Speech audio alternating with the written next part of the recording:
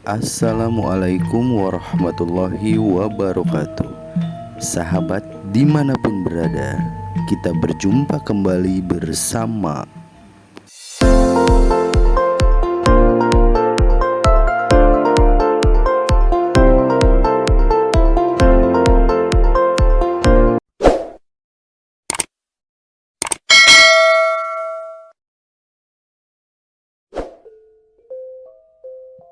sahabat Pepeling Channel. Cerita rakyat Cinderelas adalah dongeng yang paling disukai pada zaman dahulu. Dongeng Cinderelas mengisahkan bahwa kebaikan pada akhirnya akan selalu menjadi yang terdepan dan selalu mengungkap fakta-fakta yang sebenarnya. Cerita ini berasal dari Jawa Timur. Sahabat, seperti inilah kisahnya. Pada zaman dahulu, di sebuah kerajaan yang bernama Jenggala, hiduplah seorang raja yang bernama Raden Putra. Ia mempunyai seorang permaisuri yang sangat baik hati dan seorang selir yang sangat cantik. Namun, kecantikan selir tidak sama seperti hatinya. Selir mempunyai sifat yang sangat iri kepada permaisuri. Kedua istri raja tinggal di istana yang sangat megah. Selir mulai merencanakan kejahatan untuk menggantikan posisi permaisuri. Ia bekerja sama dengan seorang tabib istana untuk melaksanakan rencananya. Suatu hari, selir raja pura-pura sakit. Raja segera memanggil tabib. Setelah memeriksa keadaan selir, raja pun menanyakan apa yang terjadi. Paduka, ada seseorang yang sudah menaruh racun pada minuman selir, jawab tabib. Siapa yang berani melakukan ini kepada selirku? Tanya sang raja. Yang mulia, yang melakukan ini padaku adalah permaisurimu sendiri. Sepertinya permaisuri ingin membunuhku agar kasih sayang baginda hanya kepadanya dan kekuasaan kerajaan jatuh ke tangannya, jawab selir raja. Mendengar yang dikatakan selir, raja sangat marah dan langsung memerintahkan Patih untuk mengusir permaisuri yang sedang mengandung dan menyuruhnya membunuhnya di hutan. Patih pun langsung membawa permaisuri pergi ke hutan belantara. Namun Patih yang sangat bijak itu tidak membunuh permaisuri. Ia tahu ini rencana jahat selir. Patih menangkap seekor kelinci dan memberikannya kepada permaisuri. Permaisuri, aku tidak akan membunuhmu, namun hamba akan memberitahukan kepada raja bahwa Anda sudah hamba bunuh. Dan untuk membuat raja dan selir tuan putri sudah mati, hamba akan membunuh seekor kelinci ini dan melumuri darah pada selendang permaisuri oleh pedang hamba, ujar sang Patih. Aku sangat berterima kasih, Patih, karena kau tidak membunuhku dan membiarkan aku hidup, jawab permaisuri. Permaisuri, saya terpaksa harus meninggalkanmu di hutan belantara ini seorang diri. Hamba mohon maaf karena tidak bisa menemani, kata Patih. Setelah beberapa bulan, permaisuri tinggal di dalam hutan. Ia pun melahirkan seorang anak laki-laki. Anak itu diberi nama Cindelaras. Cindelaras tumbuh menjadi anak yang cerdas dan tampan. Sejak kecil ia sudah terbiasa berteman dengan binatang. Suatu hari, Cindelaras sedang asik bermain. Tiba-tiba, seekor Raja Wali menjatuhkan sebutir telur tepat di sebelah Cindelaras. Cindelaras langsung mengambil telur itu dan menetaskannya. 3 minggu kemudian, menetaslah telur tersebut menjadi seekor anak ayam yang lucu.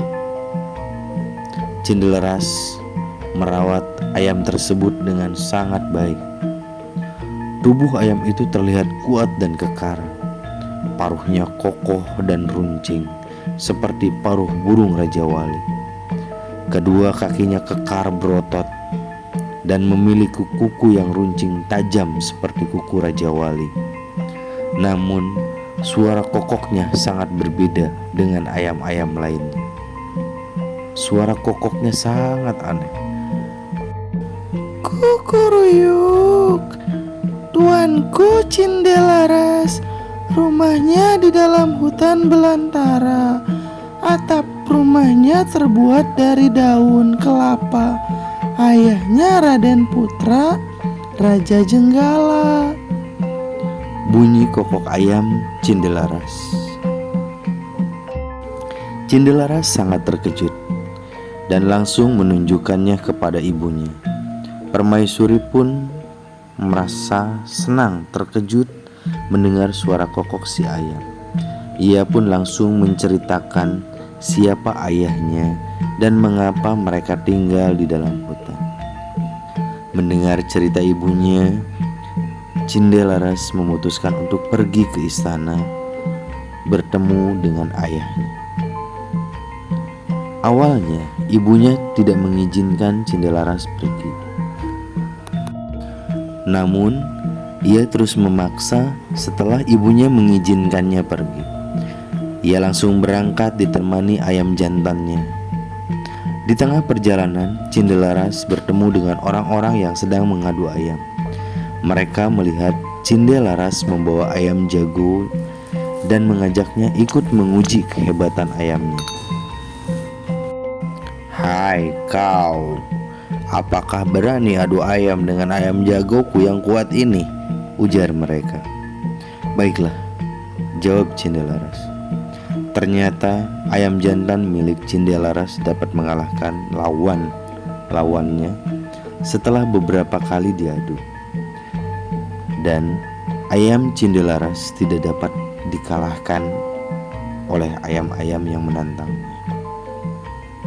Berita tentang kehebatan ayam jantannya Cindelaras terdengar hingga ke telinga Raja Raden Putra. Raja langsung menyuruh hulu balangnya mengundang Cindelaras datang ke istana. Cindelaras pun sampai di istana. "Paduka, hamba menghadapmu," kata Cindelaras dengan sopan. "Ini anak sangat sopan dan sangat tampan dan cerdas.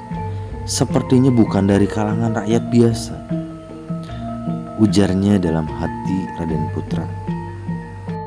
Setelah beberapa lama, Cindelaras ngobrol dengan Raja Raden Putra.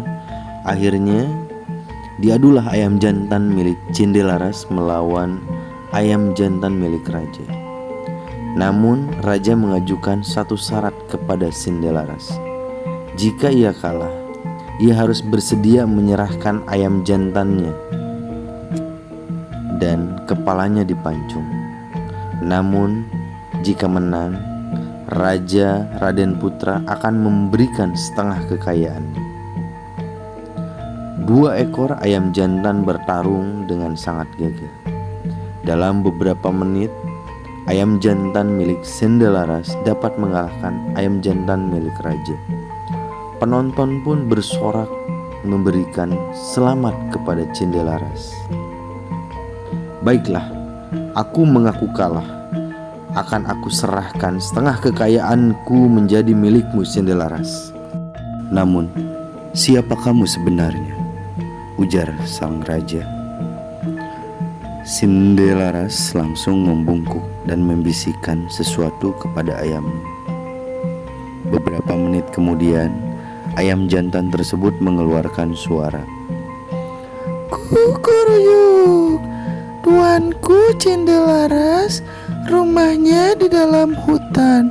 Atapnya terbuat dari daun kelapa. Ayahnya Raden Putra. Ayam jantan itu berkokok berulang-ulang. Raden Putra sangat terkejut mendengar suara kokok ayam Cindelaras. Benarkah itu? Tanyanya dengan sangat heran dan penasaran. Benar sekali, Baginda, hamba Cindelaras, putra dari permaisuri Baginda, jawabnya dengan tegas. Raja Raden Putra langsung memanggil Patih. Patih pun langsung menceritakan kebenarannya.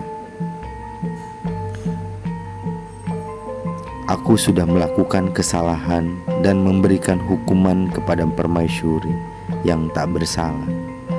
Aku akan memberikan hukuman yang setimpal kepada Selir, ucapnya menyesal. Raja Raden Putra langsung memeluk Cindelaras dan meminta maaf atas semua kesalahannya itu. Raden Putra, Patih, dan Hulu Balang langsung pergi ke hutan dan menjemput permaisuri. Akhirnya Raja Raden Putra, permaisuri, dan Cindelaras hidup bersama dan berbahagia. Setelah Raden Putra meninggal, Cindelaras yang menggantikan ayahnya sebagai raja. Ia memimpin kerajaan dengan adil dan bijaksana. Sahabat semua, sampai di sini dulu dongeng Cindelarasnya. Pesan yang bisa kita ambil dari cerita rakyat Cindelaras ini adalah, jika kita berbuat jahat, maka kita akan mendapatkan buah dari sifat jahat itu di kemudian hari. Begitu juga jika kita melakukan hal sebaliknya. Jauhilah sifat suka berjudi, berbuat jahat, karena hanya akan merugikan diri kita. Terima kasih sahabat semua. Saya akhiri dongeng ini dengan wassalamualaikum warahmatullahi wabarakatuh.